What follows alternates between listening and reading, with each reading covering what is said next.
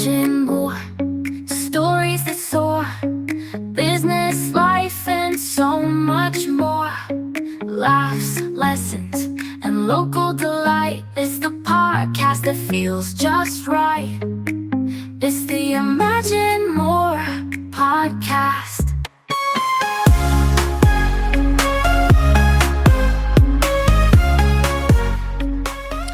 Welcome to the Imagine More podcast, where we believe big dreams deserve a real plan.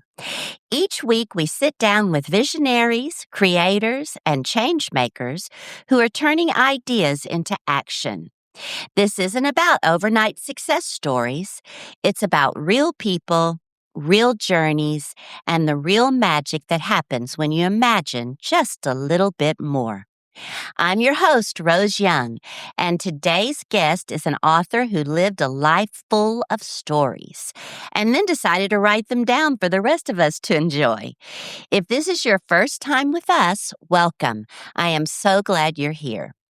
Teri M. Brown is an award-winning author, a cross-country adventurer, and someone who clearly isn't afraid to tell the truth, even when it's a little uncomfortable, a little messy, and a lot funny. Her newest book, Peg Unhinged, comes out this April, so this month. And let me just say, Peg is juggling menopause, divorce, brain fog, emotional landmines, and a soon-to-be ex who clearly did not get the memo on timing. So naturally, she's doing great. Teri, welcome to the Imagine More podcast. Thank you so much for having me. This is going to be a fun conversation. Oh, yeah. I'm already laughing thinking about Peg Unhinged. Before we jump into Peg, though, I want to start with you. You were born in Greece, grew up moving around as an Air Force brat, and now you've built this incredible writing career. When you look back at that childhood, what do you think it gave you that shows up in your writing today?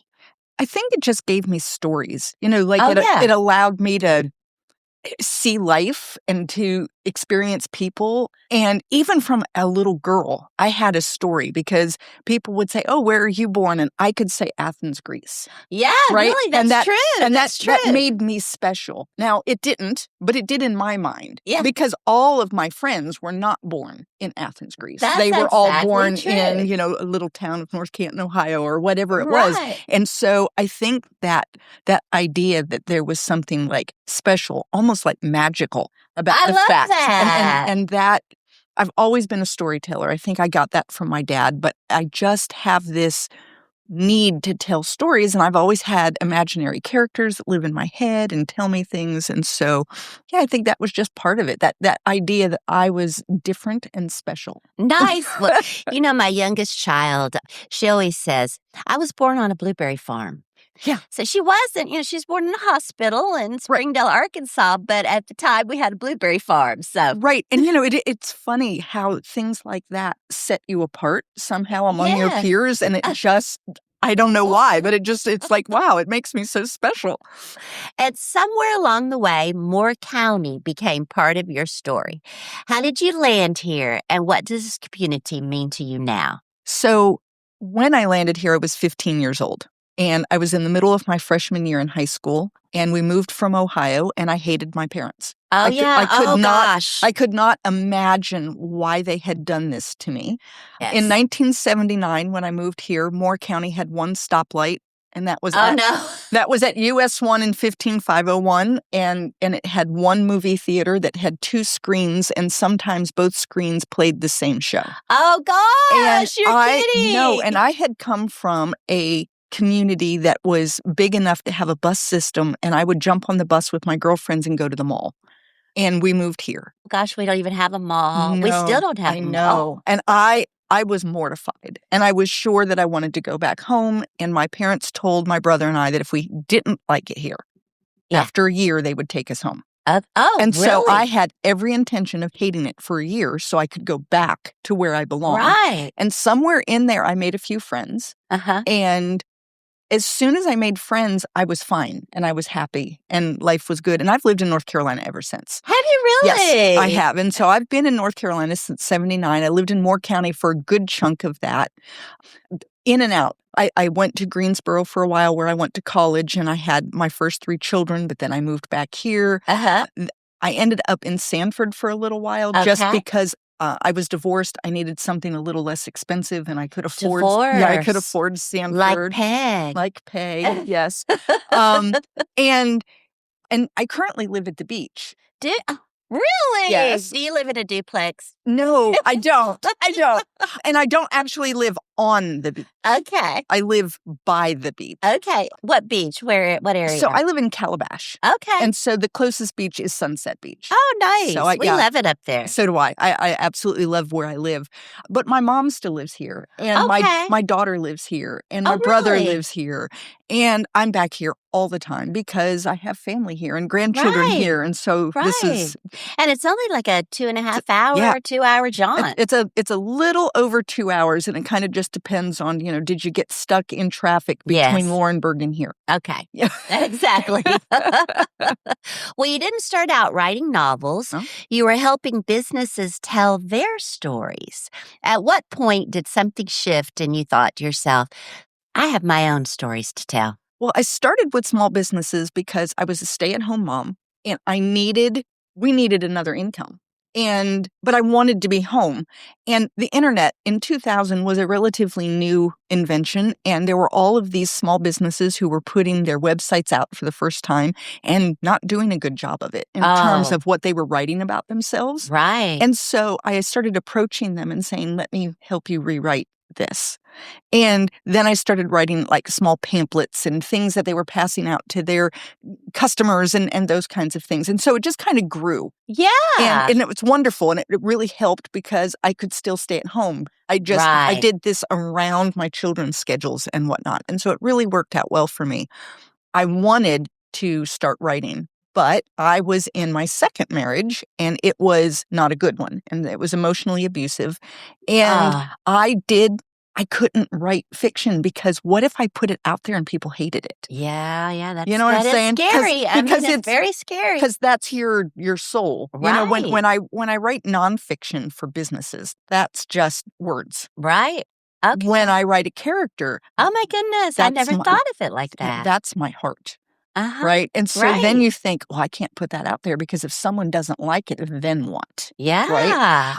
But I got out of that relationship in 2017 and words started pouring out of me. Really? Just pouring out of me. 2017? Yes. And you've got like 9 books, don't you? And the first book didn't come out until 22. No! Talk about words pouring out of you. Oh my God. I had a lot to say and had just waited so long to say it. And so then it started coming out. But what really happened is that I met Bruce, who became my third husband. And I know that makes me sound like a crazy person, but I was never getting married again. And when we met, he tells everyone that he chased me until I caught him. Yeah. So he just that. He just didn't go away, and I got used to him being around. But he wanted to do this big adventure. He wanted to ride across the United States on a bicycle, and I had been wanting to do something big and bold because I felt like I needed to prove to the world I still had value. I didn't need to prove that. No. Oh gosh, I thought you were saying you didn't have value. Oh my gosh. I didn't need to prove that, but I didn't know that. You know what I'm saying? Like, I just felt like people were looking at me and had made this judgment that I was, in my mid-50s and life was over for me and that I wasn't going to amount to anything and I was no good. I mean, that's kind of the way my mind was going. Right. I had not been on a bicycle in 40 years. Oh, my goodness. And I looked at him and I said, are you going to talk about this forever or are you going to do it? And he said, really? Yeah, he said, I want to do it. And I said, count me in. Oh, my gosh. Now, I had no intention of marrying him. So you weren't married at this time? No. Now, we were married by the time we went on the trip. Okay. But at the time that I said, count me in, I didn't plan to marry. But, really? But I thought I can do an adventure. I mean, sure, you don't have to be married to do an Yeah. adventure, right? And so we eventually went in the summer of 2020, COVID summer, COVID summer. Yeah. And oh, goodness. You decided to ride a bicycle across country during COVID. well, we decided to ride a bicycle cross country during 2020, and then COVID happened. Oh, my And then we chose not gosh. to let it stop us. And we started in Astoria, Oregon. We rode to Washington, D.C., which is 3,102 miles. That's incredible. And at the end of that trip, now I already had several manuscripts written, not very good ones, but, things that were written, but I wasn't showing them to anyone. Right. And at the end, very tail end of this trip, as we're coming up on our stopping point, I thought, I can do anything. I just rode across the United States on a tandem bicycle. Yes, heck yes. So the question is, what do I want? And I said, I want to be an author. And 14 months later, my first book came out. What was your first book? Sunflowers Beneath the Snow. Sunflowers Beneath the Snow. And it's all fiction except Yes. for your tandem bike ride. That's right. So I did write a book called 10 Little Rules for a Double-Butted Adventure, which are 10 life lessons I learned while on that trip. Really? Now, did you have any trouble? Because I remember when we decided, because I was a school teacher at the time in 2020 and living up in Virginia, but we had a house down here. And I was like, well, we're doing it online. I can live anywhere. Let's go to our house in North Carolina. And we were scared to stop at the gas station, to go to the bathroom, to get gas. It's like you didn't want to be around any people. How did you forge through all that? By the time we went, it was July. So we got started the very tail end of June. Things were opening up a little bit. We were also up north. And if you go back and you look at where COVID was raging, it really wasn't raging in those northern states yet. Okay. I mean, eventually it raged there, but it really wasn't at that time. We wore masks whenever we went, not while we were riding. There was no need. You're out in the air all by yourselves. Right. But when we would stop at a store, we'd pull the mask out. I think I became 92% hand sanitizer. We used it all the time. And we were very blessed. We did not get sick. I mean, we never got anything. The only thing that I got was I drank some tainted water one time, and then I ended up with, I think it's called Giardia or something. Oh, yeah. That was awful. But other than that, we didn't get sick. How long did it take you? So we were gone for a little over 3 months, and it was 72 actual riding days. 72 days you made it 3,000 miles. Mm-hmm. Good Lord. That's incredible. It was a really cool journey. Sunburn. Oh yeah, and we rode in too much sun. We rode in the rain. I got hailed on one time. Flat tires, huge mosquitoes. Oh wow. I mean, crazy things that happened. We ended up sleeping in a park one night. It was allowed. It was open for people, but the park was in use by other people, and there was a drum circle of intoxicated Native Americans who were drumming and circling most of the night. Oh my goodness. So it was some crazy things that we experienced, but it was phenomenal. Yeah. It was phenomenal. Yeah. That is incredible. I mean, I can't even imagine. I mean, it's just not even there. I can't even imagine. We had some experiences that were unbelievable. One day we were riding. It was the end of a day. It was a long day. We were going up again.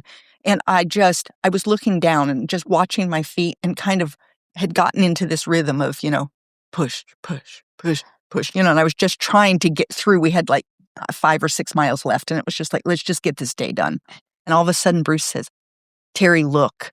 And I looked up, and there were horses running with us. They were in the pasture next to the road. Oh, wow. And they were running with us. Oh, wow. And that tears me up a little. Yeah, and you can't pay for an experience like that, right? So yeah, we just had some incredible things. So yes, huge mosquitoes and horses that ran with us. So, I have experienced the huge mosquitoes. We lived in Wyoming for a little while, and we decided to go on a picnic.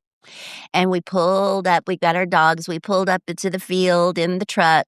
I'm getting all my stuff together. We opened the door to get out. And I am telling you, these things were, I've never seen anything that big. Yeah, I know. And they just swarmed us. Yeah. Got back in that truck. Well, I tell people that it's like these mosquitoes, I said they're the size of a fist. I don't think they were quite that big, but that's the way it felt. With the wings and everything. And it's like they were landing on us despite the fact that we were covered in bug spray.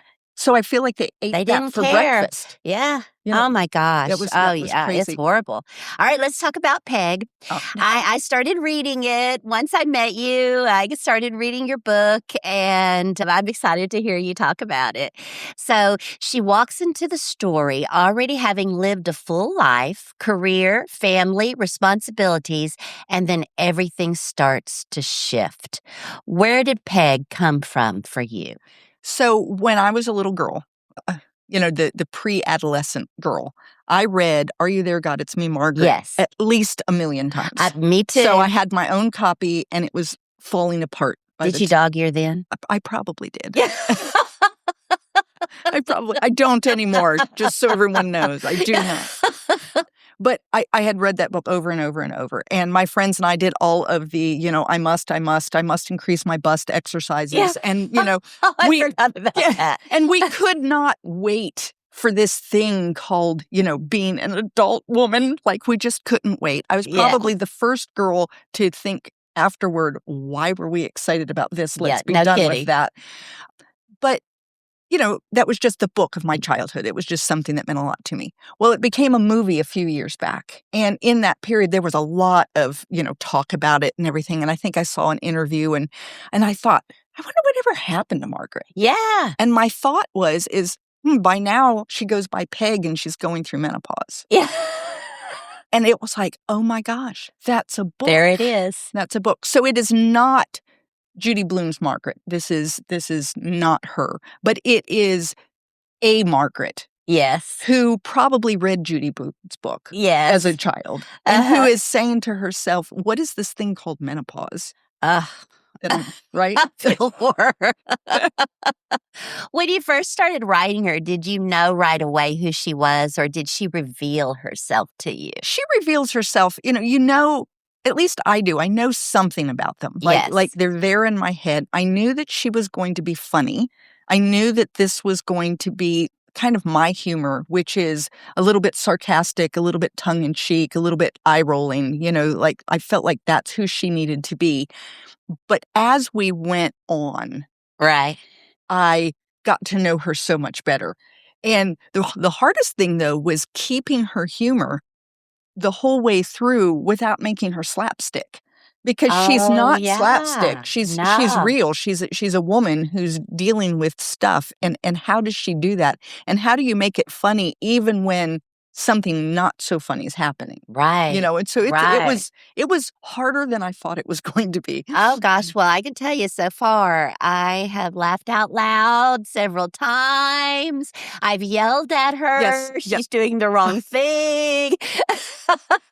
She's hiding things she shouldn't be hiding. She's telling things she shouldn't be telling. Yeah. I love this idea that she's holding everything together with duct tape and dark humor. That feels like something a lot of people understand more than they might admit.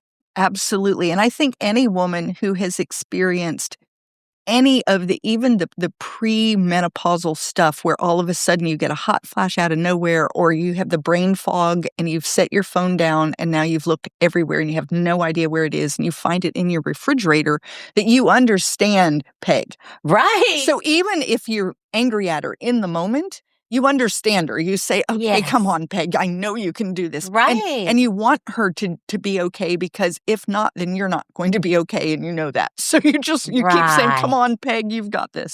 So is that why you think we connect to her so easily? I think so, because there isn't a woman alive who isn't either experiencing it, has experienced it, or is going to. Right. Oh, absolutely. Right. So, yeah, I think, and I've even had a few men read it for me as advanced readers, and they've liked it, which makes me laugh, because I could not believe that. I would have thought men would say, man, this is just not a book for me, but they laughed and found a lot of joy in it too. And I think partially because although they don't experience it, they often live with someone who's experiencing it. That's right. I think it's good for them. They should read it. You should read it. And she's wanting to get it all together, but she doesn't pretend that she does have it all together. No, I like that. Yeah, she's just real. She is. She's very real. What do you think Peg would say about the life she thought she'd have versus the one she's living? I think Peg certainly at the beginning of the story, Yes. thought that her life was just the way she wanted it. Right. And she had no intention of being divorced. She had no intention of losing her job. She had no intent, like her life was going just the way that she had planned it to be, except that she wasn't happy. And she wasn't willing to say that. Because you can't be unhappy with the life that you said you wanted. Right. Right? The kind of, I made my bed, I'm going to lie in it. I'm going to make it the best bed ever, and that was kind of her attitude. But as it started to unravel, and now she's having to figure out, how do I put it back together? Right. She started to recognize, I don't want that again. It wasn't good for me. Yes. There was one place in the book where she realizes she lives at the beach, not even at the beach, but on the beach. Yes. She can see the sunrise from her apartment, and her duplex, and she has not been out on the beach in so long that she can't tell you when it was. Yeah, that's crazy. And then she goes out, falls asleep, and gets so sunburned. And then I think the part that I really love about that is she doesn't even take responsibility for that. She blames it on her friend. That's right. Right? Like if my friend hadn't forced me to go out and sit in the sun, this wouldn't have happened, right? She's not taking that accountability yet. Not yet. I'm not where she starts taking accountability yet, but I see the change. I see the change coming in. Yes, she is. And I think that's what women, that's what I really want. Like, this is a funny story, and you don't have to get anything from it if you don't want to. Right. But if you do get something from it, I hope you see that life isn't over at 40 or 50 or 60 or 70 or 80. It's not over until you say it's over, and that you can keep reinventing yourself, and that not only can you, but you probably should. Yeah. Because what worked for you at 20 might not be working for you anymore. And it's okay to say, hey, I'd like to do something different. Yeah. I'd like to be different. Absolutely. Look, I'm tearing up. Tears are actually coming from my eyes, you guys. Thank goodness we're all audio here. Did you find yourself relating to her in ways that surprised you while you were writing? She definitely became a friend. Oh, yeah. Like, she sits in my head, and she's pegged my friend. And I would worry about her. Yes, like, you would. Like, I would be done with a chapter, kind of done for the day. I needed to take a break. And my mind would still be back with Peg going, gosh, what is she going to do about it? And it was like, Teri, you're writing the story. You can make anything happen that you want. Goodness. But it doesn't feel like I wrote the story. Yeah. It feels like Peg wrote the story and then told it to me. Oh, that is so cool. I just love that. I love talking to you about it. Do you feel that way about most of your characters? I do. Mm-hmm. My writing style is different. I am a pantser, which means that I don't have an outline. I write by the seat of my pants. I just sit down and I start writing. And I often feel like my characters are dictating to me. Really? And that I'm just typing down what they're telling me. Now, I recognize my characters are coming from me. They're part of my creativity, but it doesn't feel that way while I'm in that zone. It actually feels like I'm having a conversation with a character. And I've tried to write things before and have a character say to me, I wouldn't do that. Really? and I'm like, yeah, but I need you to do that so that I can do this thing in the book. And they're like, yeah, but I wouldn't, I'm not going to do that. And you're like, okay, fine. And then you have to come up with something else. Up with something else. Yes. Really? Yeah. But I've had them, and I've actually had my characters lean up against the wall and tap their feet and say, you let us know when you're done with that stupid experiment and we'll get back to writing. No. That's hysterical. Peg is dealing with menopause, divorce, and watching her ex move on. And somehow you made that funny. How did you find that balance between humor and honesty? It was harder than it seemed. I would write a chapter and then I would let it sit and I would go back to it the next day and I would read it. And sometimes it was like, that it doesn't work. I've lost her voice. She isn't funny, or she's too funny. Right. Like this is a little more serious than that. And so it really was just a matter of like, read it and try to read it as not the author, but as a reader. And say, how do I feel? Was there enough funny? Because I didn't want it to be a downer book. I didn't want people to read it and go, oh, this is so not down heavy. Book at all. Right? But it could be. Yeah. Right? Oh, gosh, I mean, yes. we're talking about Could be drama, light drama. Right. I mean, there's divorce and she's drinking too much and she's gaining weight. She's gaining weight and she's actually working with a community of abused women. I mean, all of this could very much be, and I even had someone tell me, they said, well, menopause isn't funny. Yeah. And I laughed and I said, well, it isn't when you're going through it, but it is if it's someone else. Yeah.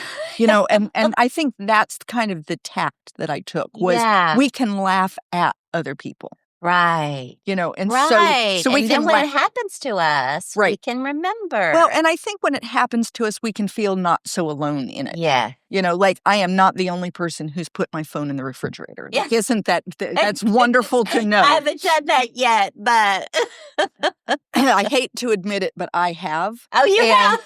I was putting away my groceries and I had my phone in my hand and I think I must have set it on the shelf to like put something in a drawer. And then I closed the door. And now it's, an hour later and I'm thinking, where did I put my phone? And I'm looking everywhere. I can't find it. And then eventually I open the refrigerator to get food and there's my phone. And it's like, well, let's hope that this didn't ruin it. It's a little cold in there, but So let me think. So there were moments, there was hot flashes, the brain fog, the emotional landmines, the alcohol. Did you ever think this might be a little too much for her, but you did it anyway? Yeah, I did. I wondered, like, do I give her everything? Because, you go through and you look at all the different things that can happen with menopause. And your skin can get dry and you can get itchy and you can start having new allergies. And, I could have gone on. I could have given her even more. But I thought what I wanted to do was give her the most common, most known, most people understand. And she's got a bad case of it. And most of us never feel quite that. But I wanted people who read it to be able to say, oh, there I am. Yes. So you had to give her enough. You couldn't have her have a mild case of menopause and then have this work. Right. She needed to really be having a time. She had to get to rock bottom. Yes. So she could climb back up. Yes, absolutely. My favorite parts were her hot flashes that just seemed to come at the most inappropriate, most horrible moments. And then the ways that she handled it, like sticking her face in the refrigerator or putting ice cubes down her bra. Yeah. I just, That melted. And I liked when she was trying to hide it from Trevor. And he's like, your face is bright red. Are you sure you're okay? Oh, yes, I'm fine. All right, Teri, I would love for our listeners to hear Peg in her own voice. Would you read one of your favorite passages from Peg Unhinged for us? Yeah, let me find here. I am going to read. So she talks to God. And when she's talking to God, she's just this isn't a prayer like you would hear in church. This is just Peg having a conversation. And it's when she's the most honest. Yes. And it's when she's really like letting loose. But her first, hey, God moment, she's just kind of explaining who she is. And I want to read a little portion of that. Okay. Let's see. Anyway, puberty arrived at last. And life became easier to handle over the ensuing years with as much grace as a person can given the monthly hormonal swings. And we won't bring up the pregnancies other than to say someday we will be chatting about the female body and all its complexities. Yeah.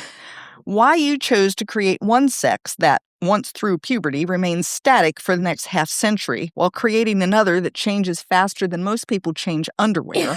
No kidding. But once again, I digress, which is my new normal. What was I saying? Pregnancy, hormones. Oh, yes, I haven't spoken to you since puberty. Yeah. And I didn't find it necessary until another woman's reflection in the mirror took over where mine used to be.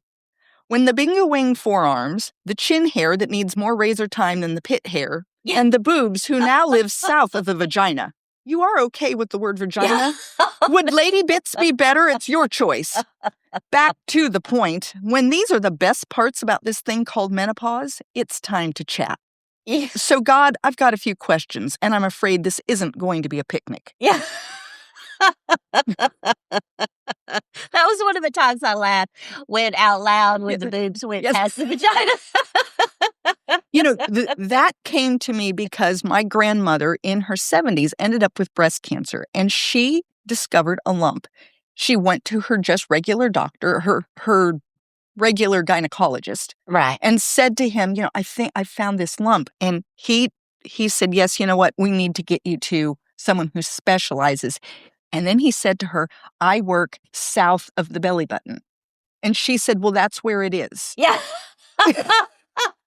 So, and this was a story that she told in the midst of all of that was going on with her. And so I always laughed at that. And so it had to make that into the book because, yeah. What is it about this moment that you read when that was her first talk with God, wasn't it? Yes. That you love? I think that it just kind of sets the tone. Like I wanted you to see that this is not fun, that she is experiencing these things. She doesn't know what's going on with her, and that you see right away that this is going to be funny. Yes. That this is going to be a wild ride.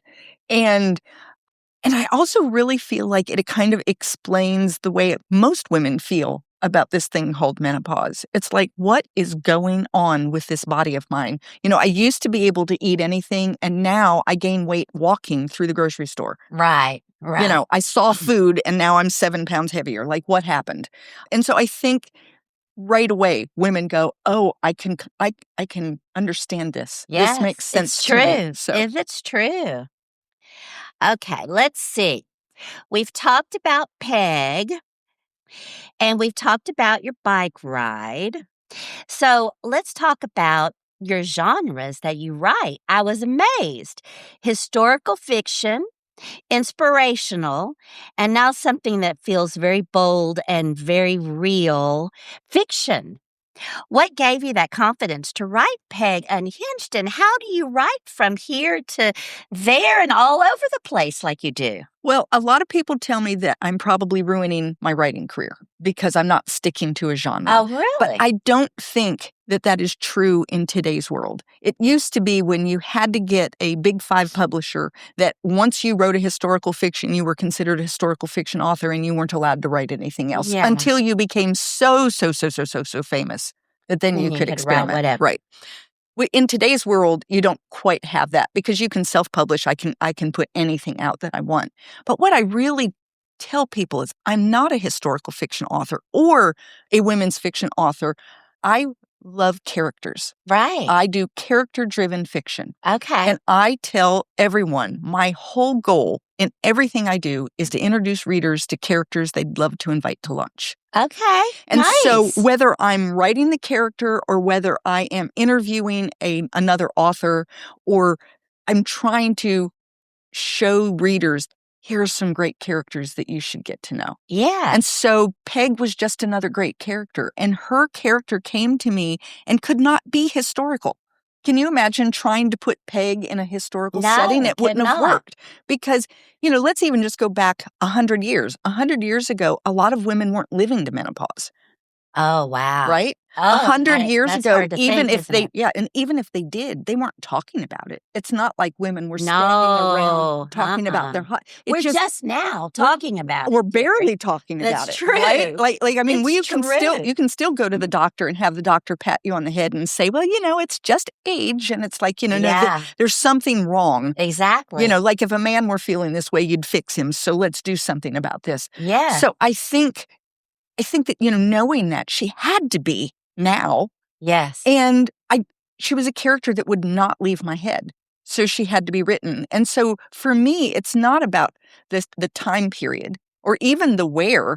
It's about the character. And then I say, where does this character need to be to make this story happen? Really? So the character comes to you first. Yes. So how do you know when a character becomes a book? So a character will jump into my head and it'll start making a little bit of noise. I will often write down a sentence or two and then put it away.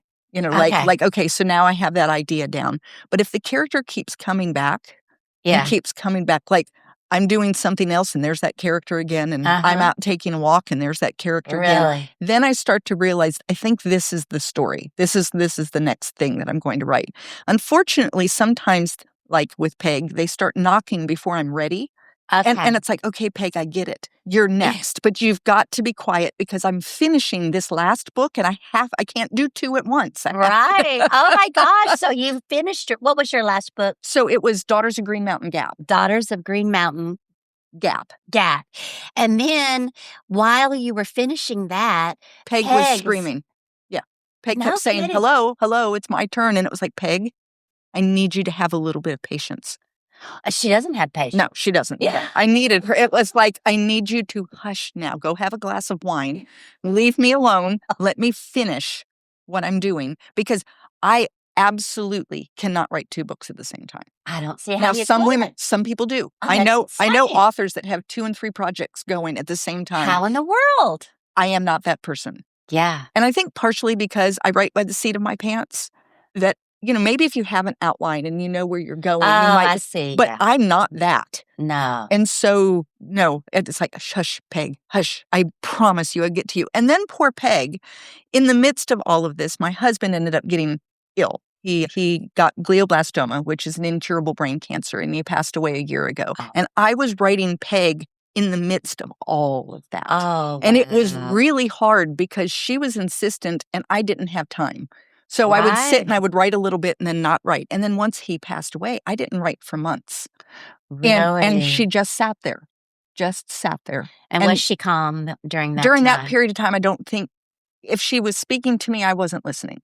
Okay. I think that I was just in my own little, world of grief, Of course and I you were. wasn't hearing her.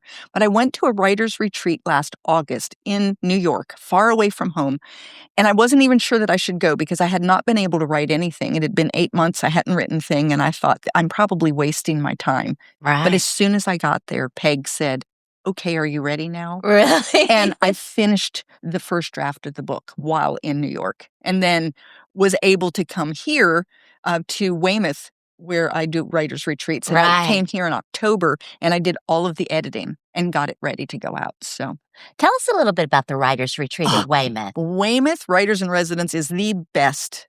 Yes. The best. There is something about that home. Really? Do you have a special room that you have to stay in? No, I can stay anywhere, but I love the Thomas Wolfe room. Okay. That's my favorite room, but really it isn't the room. It's I don't even know. It's like on my way here. Uh-huh. I start getting ideas. I can't wait to write. I can hardly get my stuff in the door fast enough. Really? And I sit down and write. Wow. So I arrived on a Monday. By the time I got settled in, it was 4:00. And by 6:00, I had already written 1,500 words. Oh my goodness. Like it was just like, oh, I have just things to gotta say. come out pouring. There's something about that space. Really? And part of it is I've been there 9 times now.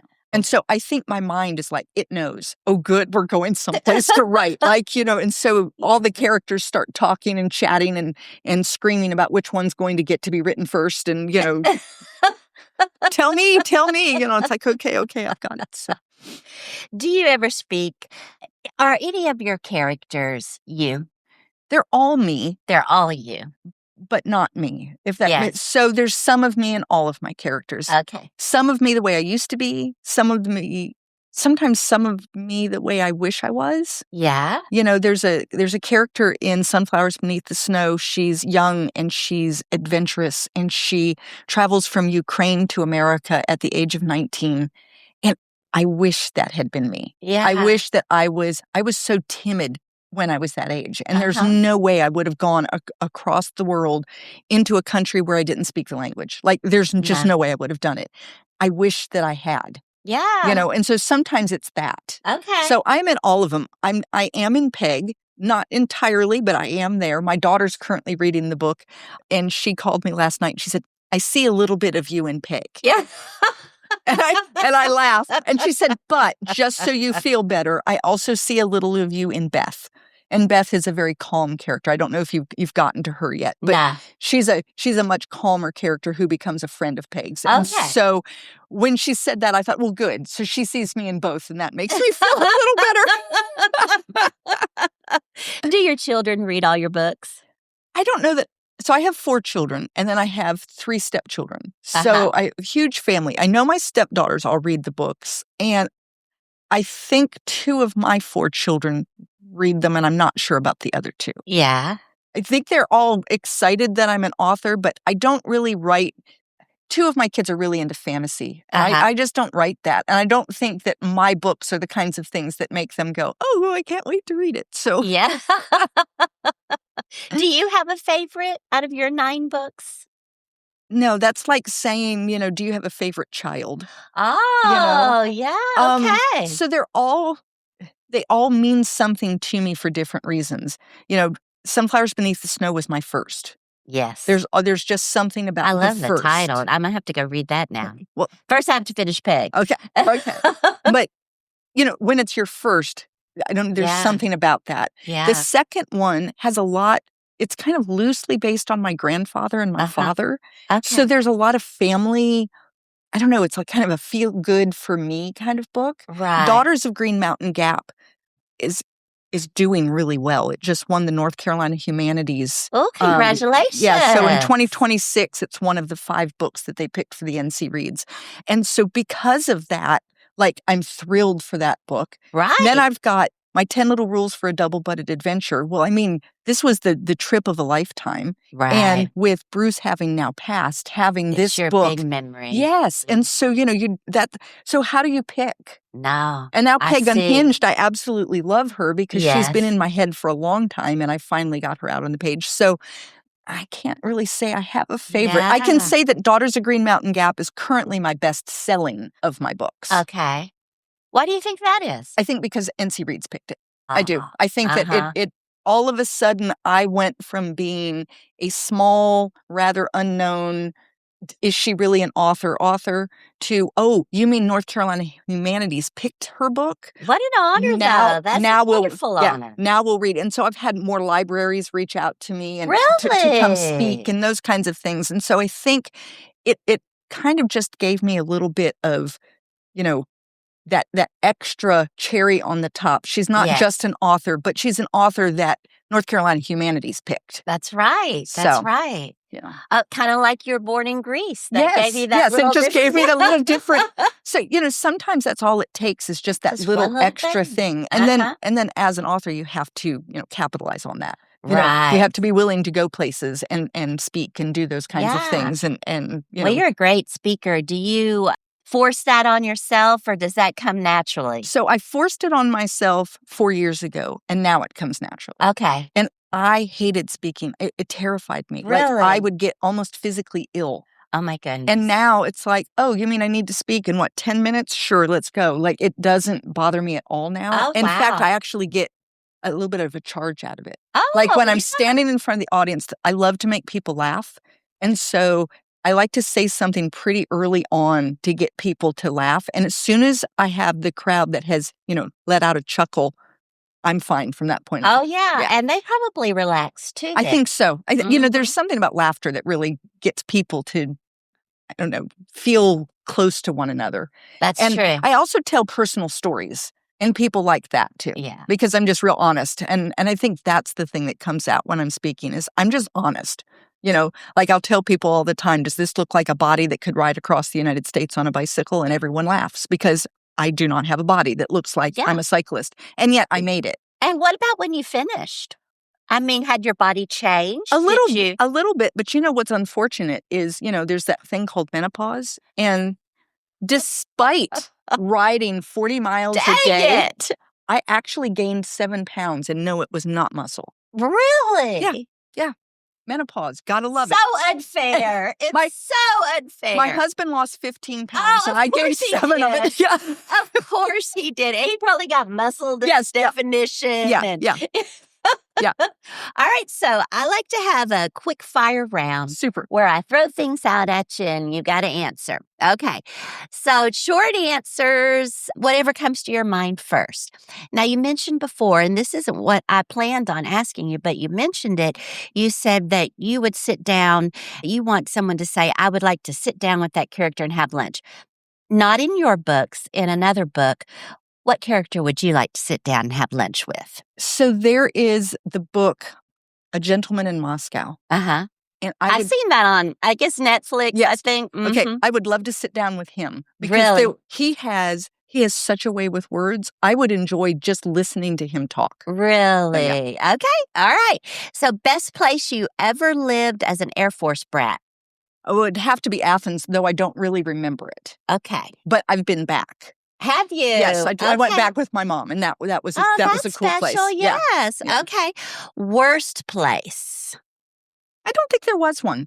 Good. I really don't think there was one. Do you think that helped you? Did you travel around a lot? Not a whole lot, because Mhm. Dad got out of the Air Force when I was relatively young. Okay. But still, I think that, especially like moving here to North Carolina, that was probably my hardest move. Gosh, 15 years old. I think That's tough. that was the hardest, simply because of the age. Right. I was at that point where I had my friends Right. that mattered. Yes. At 15, you have friends that Well, a lot your of people, friends are, that's all it is. that's your life. Yeah. Right. And Right. they drug me to this, what felt like a foreign country. And I was, very unhappy. So it's funny that this was the hardest place, and yet this is now my favorite place. Yeah. Yeah. So, yeah. So what about beach or the mountains? Beach. Definitely I am a beach. beach. I'm 100% beach. I love the mountains. I think they're beautiful. They're wonderful for a 1-week trip. And Right. I live at the beach. But you live at the beach. Yeah. What about dancing or bike riding? Oh, I think, I love bike riding, but I think dancing, there's something, I love music. And there's just something very free about dancing. Something free. Yeah. Okay. Favorite way to spend a completely free day? By the pool with a book. Really? Yeah. Do you read a lot? I do. I read a lot. Or if I'm not by the pool with a book, then I like to go thrift shopping. Thrifting. Yeah. That's a new thing for young folks too. My grandsons love to thrift. I love a good deal. There's nothing better than walking out and knowing you've spent $2 for a $50 item. I don't know. There's just I agree. Okay, one word to describe Peg. Unhinged. Oh, perfect. One word to describe you. Oh, heavens, just one. Such a wordy person. I don't know, what's one word. You tell me. What one word would you use for me? Fun. I was going to say maybe enthusiastic. I don't know. No, I think you're a lot of fun. Something small that makes you really happy. Oh, laughter, like especially children. I have grandchildren, and hearing them giggle. My daughter will sometimes send me a video, and it will be one of the kids, and then you hear them laugh. And that there's nothing better than child laughter.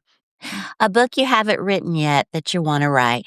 Ooh. I actually do have an idea for a book about Mary, the mother of Jesus. Really? Written where we see her as a mother. Interesting. Not as the historical fiction, historical documentary. Probably historical, but I want it to be more real. I want it to be not the Mother Mary that people understand with the halo and I want her to be, the diaper changing. Right. I don't know. And I'm not sure that I can write that, but it's been in my head. You never think that. I've never pictured Mary changing Jesus's diaper. Exactly. I've never pictured that. So there is a show on right now called The Chosen, and I don't know if you've seen it, but it's about the life. It's about the life of Jesus, and it's very real.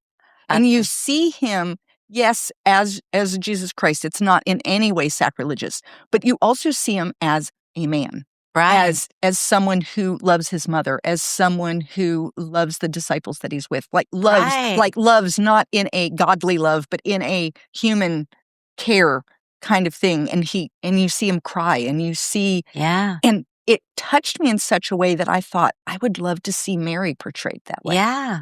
So can I do that? Very I don't know. I think that's, if I do that, it might have to be in like another 10 years from now when I've gained even more writing ability. Okay. Because that's going to be one you have to be really careful with. Right. Because it could come across looking sacrilegious, and I would never want to do that. No. And so it would be a very tough.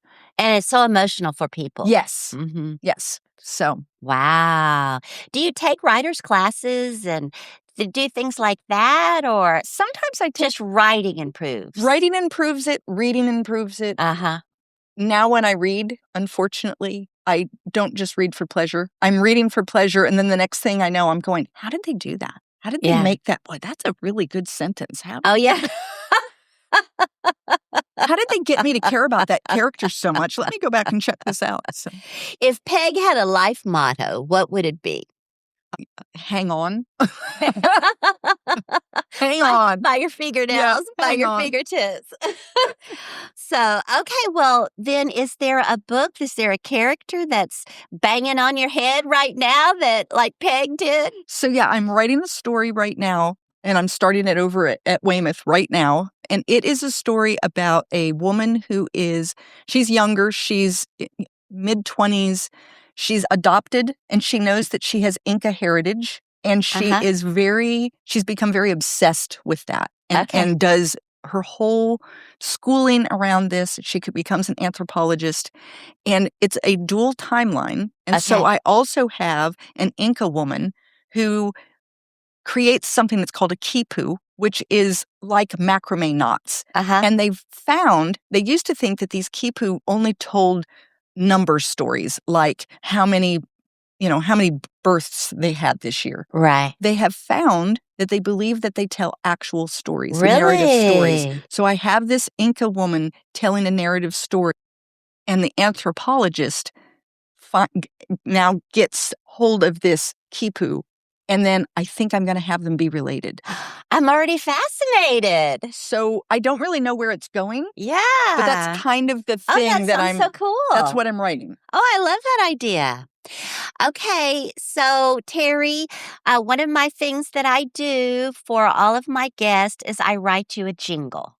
Oh. So, here is yours. Okay. She's got stories to tell and a spark you can see. From laughter to life, she lets it all be. Turning truth into pages that leap off the page. It's Teri Brown, center stage. Oh my goodness, is that awesome? Oh, wow. Like, I love that. How often do you get a jingle? Yeah. I know, I love to do. I'm a retired music teacher. So that was my little thing that I thought, oh, well, that's fun for me to do, and it's fun for guests. I'm gonna have to like put that up on my website. Yeah. It's yours. It's all yours. So now, for anyone listening, maybe an aspiring new writer, maybe someone who's, 55 and decided, I've always wanted to write a book. What's some advice that you can give them? The first thing is go ahead and get started. Okay. Don't wait. Don't say, well, I have to do this first, or I have to take a class, or I need a degree, or anything else. You don't get better at writing by thinking about it. You only get better at writing by writing. Right. So start writing. Once you've got enough written and you start to kind of like what you've written, get a buddy. Find someone else who can tell you what they think.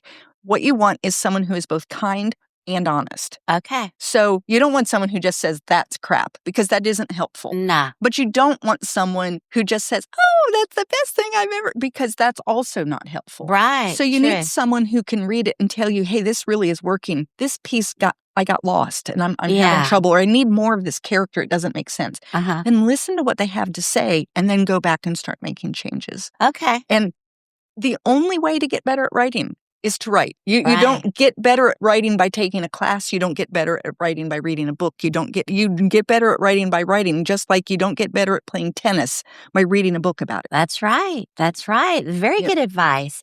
I have 3 children, and 2 of them, the oldest and the youngest, are writers. Awesome.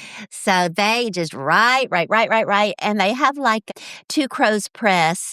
They have a little publishing company that they put together. Yes. So it's pretty cool. It's pretty cool. All right. So, Teri, for anyone listening who feels like they're in a season, maybe like Peg, where things aren't quite as put together as they used to be, maybe it's uncertain, maybe it's even unhinged, what do you say to them? I think what I would say is everything you need, you have inside of you. The world may have covered it up right now. You may be unable to find it. It might not be evident, but you have within you what you need. Inside. It's there. And so work on discovering it again, because the world does a really good job of covering up and hiding and making us feel like we're not enough and can't be enough and will never be enough. Right. And the truth is that we are enough. We are enough. And we're good and we've got it in us. And if you can't find it on your own, reach out to people. There are people around you who can help you, help you discover that again. I love that. So if we want to read your books, we want to see what these books are and what's coming, what do we do? The best thing is to go to my website, which is my name, Teri M. Brown, and it's Teri with one R. There on the website, you will find everything. All my books are for sale there. I have podcasts that you can go and listen to. Okay. You can sign up for my newsletter. You can find all my social media. So I'm on lots of different platforms. So if you prefer to follow me there, go to my website, and then you can find all of my social media. Okay. And I even just have a contact me page. So if you wanted just to reach out and ask me a single question, that's the best way to do it. Okay, good. And so we'll put that in the podcast description. Super. To make sure everybody can find you. Today, I invite you to imagine this: a life where you don't have to have it all together to be exactly where you're meant to be. Imagine that the moments that feel messy, unexpected, or even a little overwhelming might actually be leading you somewhere better. We're so glad to have you here, Teri. Thank you for coming on the podcast. It was so much fun talking with you. Thank you so much for having me. It was so fun. And I laughed just like out loud like I did in Peg Unhinged. I was teared up, tears raining down my face when I was listening to you. So, I mean, how fun, Teri. Thank you. And as always, keep imagining more. Imagine more stories that soar, business, life, and so much more. Laughs, lessons, and local delight. It's the podcast that feels just right. It's the Imagine More podcast.